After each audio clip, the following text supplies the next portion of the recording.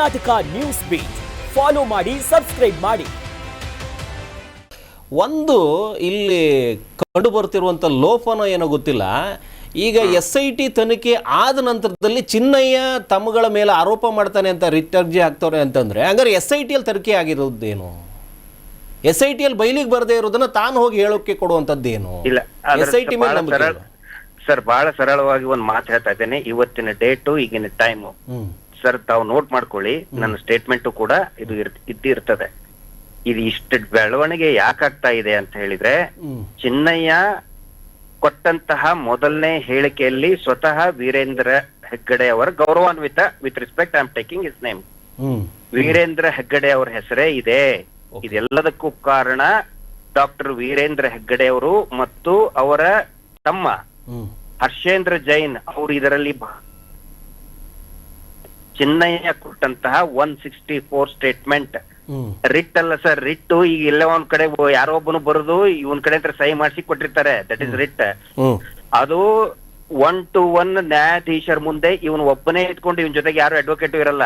That is called 164. That is the importance of 164 statement. BNSS ಅಲ್ಲಿ ಈಗ ಅದಕ್ಕೆ section 183 ಅಂತಾರೆ. ಅಲ್ಲಿ ಸ್ವತಃ ಇವ್ರ ಹೆಸರು ಮತ್ತು ಇನ್ನ ಉಳಿದ 28 ಜನರ ಹೆಸರನ್ನ ಯಾರ್ಯಾರು ಇವನಿಗೆ ಹೂತ್ ಹಾಕೋದಕ್ಕೆ ಹೇಳ್ತಾ ಇದ್ರು, ದ ಪ್ಯಾಟರ್ನ್ ಆಫ್ ಬರಿಯಲ್ ಎಲ್ಲ ಹೇಳಿದಾನ ಅವನು. ಇದು ಯಾವಾಗಾಗಿದ್ದು? ಮಾಫಿ ಸಾಕ್ಷಿ ಲೆಕ್ಕ 164. ಹೌದು, ಮಾಫಿ ಸಾಕ್ಷಿ ಲೆಕ್ಕದಲ್ಲಿ ಚಿನ್ನಯ್ಯ ಸ್ಪಷ್ಟವಾಗಿ ಹೇಳಿದಾನೆ. ಅದು ಈಗ ಬಹಿರಂಗ ಆಗೋ ಟೈಮ್ ಬಂದಿದೆ. ಈಗ ಕೋರ್ಟಿಗೆ ಕೊಟ್ಟೆ ಕೊಡ್ತಾರೆ. 164 ಇಮಿಡಿಯೇಟ್ ಆಗಿ ಈಗ ಪಾರ್ಟಿಗೆ ನಮಗ್ ಕೊಡಲ್ಲ, ಬಟ್ ಚಾರ್ಜ್ ಶೀಟ್ ಸಬ್ಮಿಟ್ ಆಗೋ ಟೈಮಿಗೆ ಸಿಗ್ತದೆ. ಈಗ 164 ಆಗಿರೋದು ಯಾವಾಗ? ಈ ಚಿನ್ನಯ್ಯನ ಈ ಸ್ಟೇಟ್ಮೆಂಟ್ ಬಯಲಿಗೆ ಬರ್ತಿರೋದು ಯಾವಾಗ ಅಂತ ಸರ್? 164 ಆಗಿದ್ದು SIT ಆಗೋಕ್ಕಿಂತ ಮುಂಚೆ. ಓಕೆ. ಆ 164 ನಲ್ಲಿ ಇವರೆಲ್ಲರ ಹೆಸರು ಇರುವುದಕ್ಕೇನೆ SIT ಮಾಡಿದ್ದು, ಭೀಕರತೆ ಇರುವುದಕ್ಕೇನೆ SIT ಮಾಡಿರೋದು. ಈಗ ಅವರು ಹೇಳ್ತಾರೆ ಮಾಸ್ಕ್ ಅಡಿಯಲ್ಲಿ ಹೆಡ್ಫೋನ್ ಇಟ್ಕೊಂಡಿದ್ರು, ಅಲ್ಲಿ ಅವ್ರು ಏನು ಹೇಳಿಕೆ ಕೊಡ್ತಾ ಇದ್ರು ಅದನ್ನ ಹೇಳ್ತಾ ಇದ್ದೆ ನಾನು ಅನ್ನುವಂಥದ್ದೆಲ್ಲ ಸ್ಟೇಟ್ಮೆಂಟು. ಇದು ಎಷ್ಟು ಸತ್ಯಕ್ಕೆ ಹತ್ರ ಅಂತ? ಸರ್ ನೋಡಿ, ಅವನು ಮಾಸ್ಕ್ ಹಾಕೊಳ್ತಾ ಇದ್ದಿದ್ದೆ ಪೊಲೀಸರ ಎದುರುಗಡೆ. ಓಕೆ, ಅದು ಗೊತ್ತಿರಲಿ.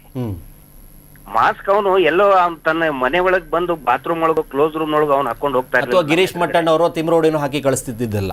ಇಲ್ಲ, ಪೊಲೀಸರ ಎದುರುಗಡೆ ಕಾರಲ್ಲಿ ಕುತ್ಕೊಂಡ ಮೇಲೆ ಮಾಸ್ಕ್ ಹಾಕೊಳ್ತಾ ಇದ್ದ. ಅಳವಡಿಸಿದ್ರೆ ಪೊಲೀಸರೇ ಅಳವಡಿಸಿರ್ಬೇಕು, ಮತ್ತೆ ಯಾರು ಅಳವಡಿಸಕ್ ಸಾಧ್ಯ ಇಲ್ಲ. ಹೌದು. ಆ ನಂತರ ಪ್ರತಿಯೊಂದನ್ನು ಕೂಡ ಚಿನ್ನಯ್ಯನ ಕರ್ಕೊಂಡು ಹೋಗಿ ವಾಪಸ್ ಮನೆಗೆ, ತಿಮರೋಡಿ ಅವ್ರ ಮನೆಗೆ ಬಿಡುವವರೆಗೂ ಕೂಡ, ಆಮೇಲೆ ತಿಮರೋಡಿ ಅವ್ರ ಮನೆಯಲ್ಲಿ ಇರ್ತೀನಿ ಅಂತ ಅವನೇ ಬರೆದು ಕೊಟ್ಟಿದ್ದ. ಮತ್ತೆ ಚಿನ್ನಯ್ಯನೇ ಬರೆದು ಕೊಟ್ಟಿದ್ದು, ಅಲ್ಲೇ ನಾನ್ ಸೇಫ್ ಆಗಿರ್ತೀನಿ, ಬೇರೆ ಕಡೆ ಬೇಡ ಅಂತೇಳಿ. ಅವನು ಮನೆ ಇಂತ್ರ ಹೋಗಿ ಅಲ್ಲಿ ಬರಿಯಲ್ಲ ಇದ್ರಲ್ಲೆಲ್ಲ ಅವನು ತೋರಿಸಿ ಬರೋವರೆಗೂ ಕೂಡ ಪ್ರತಿಯೊಂದು ಕೂಡ ವಿಡಿಯೋ ಮಾಡ್ಕೊಂಡಿದ್ದಾರೆ. SIT ಅವರು, ಪೊಲೀಸರು ವಿಡಿಯೋ ಮಾಡ್ಕೊಂಡಿದ್ದಾರೆ. ತೋರ್ಸ್ಲಿ ಯಾವ ಹೆಡ್ಫೋನ್ ಅಂತ ಹೇಳಿ. ಈಗ ಬಂದು ತಿಮ್ರೋಡಿ ಅವರ ವಿರುದ್ಧವಾಗಿ ಮತ್ತೆ ಮಟ್ಟಣ್ಣ ಅವ್ರ ವಿರುದ್ಧವಾಗಿ ಹೇಳಿಕೆಗಳು ಕೊಡೋದು, ಇದು ಯಾರೋ ಅಭಿಷೇಕ್ ಅಂತ ಯೂಟ್ಯೂಬರ್ ಮೇಲೆ ಬರೋದು, ಈ ಅರ್ಜಿ ಸಂಬಂಧ ಇಷ್ಟೊಂದು ಬರೋದಕ್ಕೆ ಕಾರಣ ಏನು ಅಂತ? ಕಾರಣ ಏನಂದ್ರೆ, ಇನ್ ಅನದರ್ 4-5 days ರಿಪೋರ್ಟ್ ಹಾಕ್ತಾ ಇದ್ದಾರೆ SIT ಅವರು. ನೀವು ಆಗಲೇ ಕೇಳಿದ್ರಲ್ಲ ಸರ್, ಒಂದು ವೆರಿ ವ್ಯಾಲಿಡ್ ಕ್ವಶನ್ ಕೇಳಿದ್ರಿ. SIT ಹಾಗಿದ್ರೆ ಏನ್ ಮಾಡಿದೆ ಅಂತ ಹೇಳಿ. ಹೌದು, SIT ಏನ್ ಮಾಡಿದೆ ಅನ್ನೋದನ್ನ ವರದಿ ಹಾಕ್ತಾ ಇದ್ದಾರೆ.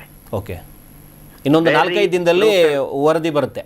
4-5 ದಿನ, ಮೇ ಬಿ ಒಂದು ವಾರನೂ ಆಗ್ಬಹುದು. ಮಧ್ಯಂತರ ಅಲ್ಲ, ಮಧ್ಯಂತರ ಅಲ್ಲ, ಫೈನಲ್ ರಿಪೋರ್ಟ್. ಫೈನಲ್ ಕೋರ್ಟಿಗೆ ಹಾಕ್ತಾ ಇದ್ದಾರೆ. ಆಮೇಲೆ ಇದನ್ನ ಅವ್ರ ಕೋರ್ಟಿಗೆ ಮೊನ್ನೆ ಒಪ್ಕೊಂಡಿದ್ದಾರೆ. ಮೊನ್ನೆ ಆಗಿದ್ದ ಬ್ಲೆಸಿಂಗ್ ಇನ್ ಡಿಸ್ಗೈಸ್, ಚಿನ್ನಯ್ಯ ಹಾಕಿದ ರಿಟ್ ಅರ್ಜಿ ಇದೆಯಲ್ಲ, ಅವನು ತನಿಖೆ ಬೇಗ ಮುಗಿಸ್ರಿ, ನಾವು ಉಳಿದವ್ರಿಗೆಲ್ಲರಿಗೂ ಅರೆಸ್ಟ್ ಮಾಡಿ ಅಂತೆಲ್ಲ ಅದು ಚಿನ್ನಯ್ಯ ಅವ್ರದ್ದು ಆರೋಪ ಇದೆ ಅಲ್ವಾ.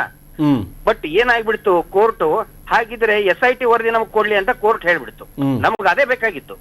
ಜನಕ್ಕೆ ಸಾಮಾನ್ಯವಾಗಿ ಒಂದು ಪ್ರಶ್ನೆ ಎದ್ದೇಳುತ್ತೆ, ಚಿನ್ನಯ್ಯ ಹೂತಿರ್ತಿದ್ದ ಅಥವಾ ಹುಳ್ತಾ ಇದ್ದ ಅನ್ನುವಂಥದ್ದು ಅನಾಥ ಶವಗಳು ಅನ್ನೋದು, ಅದು ಯಾವುದು ಸರ್? ಅನಾಥ ಶವಗಳು ಅಂತ ಹೇಳಿದ್ರೆ ಅಲ್ಲಿ ಏನು ಡೆಡ್ ಬಾಡೀಸ್ ಬಿದ್ದಿರ್ತಾ ಇದ್ವು, ಅದು ಲಾಜಿಂಗ್ ಒಳಗಡೆ ಇರ್ಲಿ, ಹೊರಗಡೆ ಇರ್ಲಿ, ದೇವಸ್ಥಾನದ ಮುಂದ್ಗಡೆ ಇರ್ಲಿ, ಎಲ್ಲಾ ಕಾಡಲ್ಲೇ ಇರ್ಲಿ, ನೇತ್ರಾವತಿ ತೀರದಲ್ಲಿ ಇರ್ಲಿ.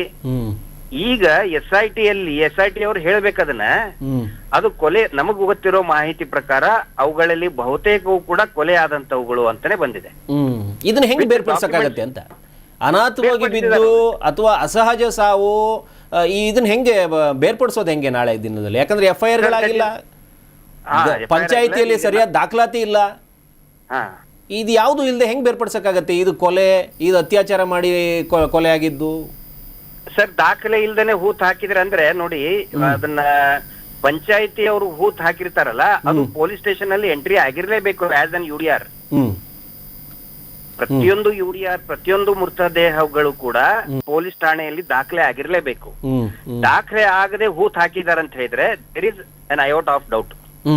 CID ತನಿಖೆಯಲ್ಲಿ ಇದು ಒಂದು ಲೋಪ ಅನ್ನೋದೇ ಈಗ SIT ವರೆಗೂ ಬಂದು ಕೂತಿರುವಂತದ್ದಲ್ವಾ ಸರ್? ಹೌದು ಸರ್. ಈಗ SIT ತನಿಖೆ ರಿಪೋರ್ಟ್ ಬರ್ಲಿ, ಭಯಂಕರ ಇದೆ. ದಯವಿಟ್ಟು ಇದನ್ನ ನೋಟ್ ಮಾಡ್ಕೊಳ್ಳಿ. It is a genocide, it is a ಹತ್ಯಾಕಾಂಡ.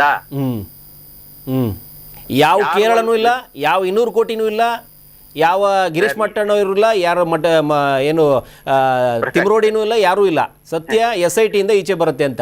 ಇನ್ ಕೇಸ್ SIT ಯಲ್ಲಿ ಏನಾದ್ರೂ ನಿಮ್ಮ ವಿರುದ್ಧ ಬಂದಲ್ಲಿ ಏನು ಕ್ರಮ, ನಿಮ್ಮ ಮುಂದಿನ ಕ್ರಮ ಕೈಗೊಳ್ಳಿ? ಎಸ್, ವೆರಿ ಗುಡ್, ಕ್ರಮ ಕೈಗೊಳ್ಳಿ. ಬಟ್ ನಾನು ಒಂದ್ ಕೇಳೋದು ಸರ್, ನಂದು ಇದನ್ನು ಡೌಟ್, ನನಗೂ ಸಂಶಯ ಕಾಡ್ತಾ ಇದೆ. ಒಂದು ವೇಳೆ SIT ವರದಿಯಲ್ಲಿ ನಮ್ಮ ವಿರುದ್ಧನೇ ಇತ್ತಂತ ಹೇಳಿದ್ರೆ, ಇವರು ಆಕಾಶದಿಂದ ಧರೆಗಿಳಿದ ದೇವಮಾನವನ ವಿರುದ್ಧ ಏನಾದ್ರೂ ಭಯಂಕರ ಷಡ್ಯಂತ್ರ ಮಾಡಿದ್ದಾರಂದ್ರೆ 3 ತಿಂಗಳಿಂದ ಯಾಕೆ ಮುಚ್ಚಿಟ್ಕೊಂಡಿದ್ದಾರೆ ವರದಿ? ಅದನ್ನ ಸರ್ಕಾರದವರು SIT ಈಗಲ್ಲ, ಮಧ್ಯಂತರ ವರದಿ ಕೊಟ್ಟು 3 ತಿಂಗಳಾಯ್ತು. ಬಹಿರಂಗ ಮಾಡ್ಬೇಕಿತ್ತಲ್ಲ ಅದನ್ನ.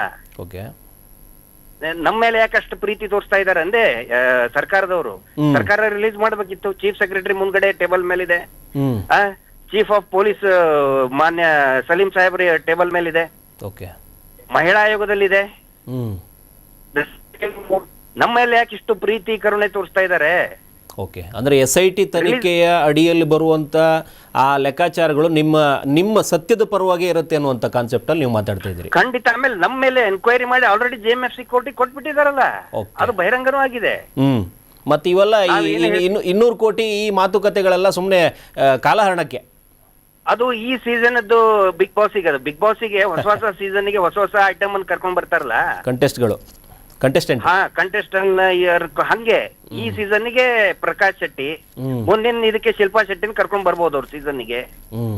ಮಹೇಶ್ ಶೆಟ್ಟರ್ನ್ ಬಿಟ್ರು ಈಗ ಪ್ರಕಾಶ್ ಶೆಟ್ಟರ್ನ ಹಿಡಿದ್ರು. ನೆಕ್ಸ್ಟ್ ಸುನಿಲ್ ಶೆಟ್ಟಿ, ಶಿಲ್ಪಾ ಶೆಟ್ಟಿ, ಇವ್ರಿಗೆ ಒಂಥರ ಬಿಗ್ ಬಾಸ್ ಆಗ್ಬಿಟ್ಟಿದೆ. ಅಷ್ಟು ಹತ್ಯೆಗಳ ಬಗ್ಗೆ ಯಾರು ಪ್ರಶ್ನೆ ಮಾಡ್ತಾ ಇಲ್ಲ. ಆ ಬುರುಡೆ ಯಾರದು ಸ್ವಾಮಿ ಅಂತ ಕೇಳೋಕ್ ಯಾರು ಇದನ್ ರೆಡಿ ಇಲ್ಲ. ಒಟ್ನಲ್ಲಿ ನಮ್ಮ ಕಡೆಯಿಂದ ಒಂದೇ ಒಂದು, ಈ ಇಷ್ಟು ಅನಾಥ ಹೆಣಗಳು, ಕ್ರೌರ್ಯಕ್ಕೆ ಒಳಗಾದ ಹೆಣಗಳ ರಾಶಿಗಳ ಮೇಲೆ ಇಷ್ಟೊಂದು ನಾಟಕಗಳ ಮಂಡಳಿ ಮಾಡ್ಕೊಂಡು ಕೂತ್ಕೊಂಡಿರುವಂಥವ್ರಿಗೆ ಘೋರ ಶಿಕ್ಷೆ ಆಗಬೇಕು. ಅದು ನ್ಯಾಯಾಲಯದಲ್ಲೇ ಸಾಧ್ಯ. ನಿಮ್ಮ ಹೋರಾಟ ನಿರಂತರವಾಗಿರಲಿ. ಕರ್ನಾಟಕ ನ್ಯೂಸ್ ಬಿಟ್ ಜೊತೆಗಿದೆ. ನಮಸ್ಕಾರ. Thank you sir. ನಮಸ್ತೆ. ಅಂದರೆ ಒಂದೊಂದ್ಸರಿ ಏನಾಗುತ್ತೆ ಅಂತಂದರೆ, ಇಷ್ಟು ದೊಡ್ಡ ಮಟ್ಟದ ಕ್ರೌರ್ಯ ಅಥವಾ ಅನಾಚಾರಗಳು ನಡೆದಿದೆ ಅನ್ನುವಂಥ ಈ ಪ್ರಕರಣ ಇಷ್ಟು ಮಟ್ಟಕ್ಕೆ ಬಂದು ನಿಂತುಕೊಂಡು ಪ್ರಕರಣಗಳ ಅಡಿಯಲ್ಲಿ ಒಂದು ತನಿಖಾ ಸಂಸ್ಥೆ, ವಿಶೇಷ ತನಿಖಾ ಸಂಸ್ಥೆ ತನಿಖೆ ನಡೆಸಿ ವರದಿಯನ್ನು ತಯಾರು ಮಾಡಿ ಅದನ್ನು ಸಲ್ಲಿಸುವ ಹಂತದಲ್ಲೂ ಕೂಡ ಬೇರೆ ಬೇರೆ ನಾಟಕಗಳು ಎದ್ದೇಳ್ತವೆ ಅಂತಂದರೆ ಈ ಪ್ರಕರಣಕ್ಕೆ ಎಷ್ಟು ಪ್ರಭಾವ ಬೀರೋದು ಸಾಧ್ಯನೋ ಅಷ್ಟು ಪ್ರಭಾವ ಬೀರುವಂಥ ಪ್ರಯತ್ನ ನಡೀತಾ ಇದೆ. ಅದು ಯಾವ ಮಗ್ಗುಲಿಂದ ಬೇಕಾದರೂ ಎದ್ದು ಬರ್ಬೋದು. ಆದರೆ ಸೌಜನ್ಯ ಅಂತ ಅಮಾಯಕ ಹೆಣ್ಣು ಮಕ್ಕಳ ಬಲಿಗಳೇನಾದರೂ ಅಲ್ಲಿ ನಿಜಕ್ಕೂ ನಡೆದಿದ್ದಲ್ಲಿ, ಸೌಜನ್ಯ ಸಾವಂತೂ ಘನಘೋರವಾಗಿ ನಡೆದಿದೆ ಅನ್ನೋದಕ್ಕೆ ಸಾಕ್ಷಿಗಳಿದ್ದಾವೆ. ಇದೆಲ್ಲ ಕೋರ್ಟಲ್ಲಿ ನಡೆದು ಸಾಕ್ಷ್ಯಾಧಾರಗಳ ಕೊರತೆಯಿಂದಾಗಿ ಮಾತ್ರ ಇವತ್ತು ಯಾರು ಇಲ್ಲ ಅನ್ನುವಂಥದ್ದಕ್ಕೋಸ್ಕರ ಮಾತ್ರ ಈಚೆ ಇರುವಂಥದ್ದು. ಆದರೆ ಆಕೆಯ ಮೇಲೆ ದೌರ್ಜನ್ಯ ನಡೆದಿರೋದು ನಿಜ, ಕ್ರೌರ್ಯ ನಡೆದಿರೋದು ನಿಜ. ಆ ಧರ್ಮಸ್ಥಳದ ಸುತ್ತಮುತ್ತಲಲ್ಲಿ ಒಂದಷ್ಟು ಅನಾಹುತಗಳು, ಅನಾಚಾರಗಳು ನಡೆದಿರೋದಕ್ಕೆ ಸಾಕ್ಷಿಗಳು ಸಿಕ್ಕಿರೋದು ನಿಜ. ಅದು ನಿಜವೇ ಆದಲ್ಲಿ ಈ ಪ್ರಕರಣಕ್ಕೆ ಮತ್ತೊಂದು ಪುಷ್ಟಿ ಸಿಕ್ಕಿ ಈ SITಯ ತನಿಖೆಯ ಈ ಆದೇಶಗಳು ಬರುವಂಥ ಸಂದರ್ಭಕ್ಕೋಸ್ಕರ ಒಂದಷ್ಟು ಕಣ್ಣುಗಳು ಕಾಯ್ತಾ ಇದ್ದಾವೆ.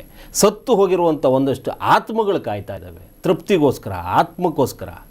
ಈ ತನಿಖೆ ಹಂತದಲ್ಲಿ ಯಾರ ಕಣ್ಣೂ ಬೀಳದೇ ಇರಲಿ, ಯಾರ ಕೈಗಳು ಕೆಲಸ ಮಾಡದೇ ಇರಲಿ, ಮಂಜುನಾಥನ ಮೇಲೆ ನಂಬಿಕೆ ಇಟ್ಟು ಕೆಲಸ ಮಾಡಿರುವಂಥವರಾದರೆ ಇಲ್ಲೊಂದು ನ್ಯಾಯದ ನಿರೀಕ್ಷೆ ಇರುತ್ತೆ.